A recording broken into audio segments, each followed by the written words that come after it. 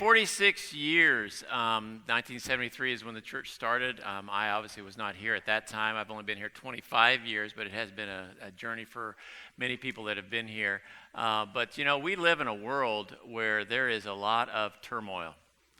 Our world is just a mess. And I'm not saying it's any bigger of a mess than it always has been, but it is really a mess. Natural catastrophes, political upheaval, terrorism, sickness, the tragic diseases that are going on in our world, economic crisis, wars, famines. It's just a mess. We live in troubled times. And I'll just be honest with you, the problem that I have is a lot of times I don't care near as much about what's going on around the world as I do what's going on in my own life. Because we all have personal struggles. And we have personal financial struggles. Many of us have personal health struggles. We have relationships that are so fragile, it would take nothing hardly to just mess it all up again.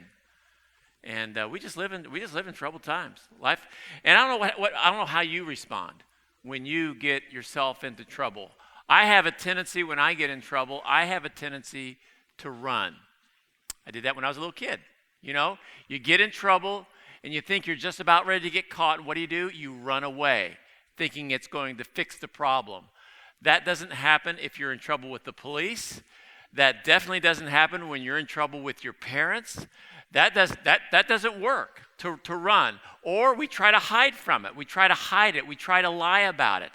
And we all have a tendency to do that as well. Somebody says, "How you doing?" "Oh, I'm doing fine." When we know that we're just crumbling on the inside.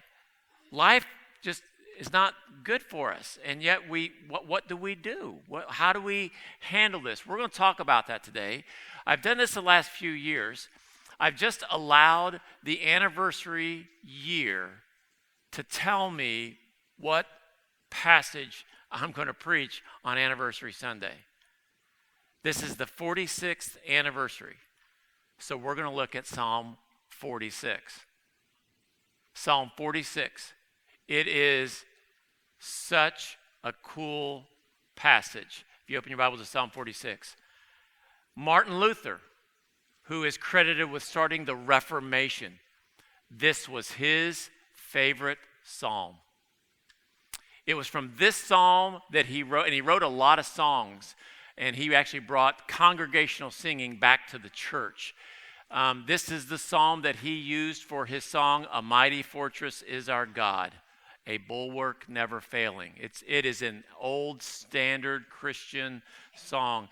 Tradition says that the writer of this song, probably not David, but the writer of this psalm wrote it in recognition of the, quote, victory that the Israelites got from Assyria. Assyria was a nation that was on the rampage trying to gobble up countries.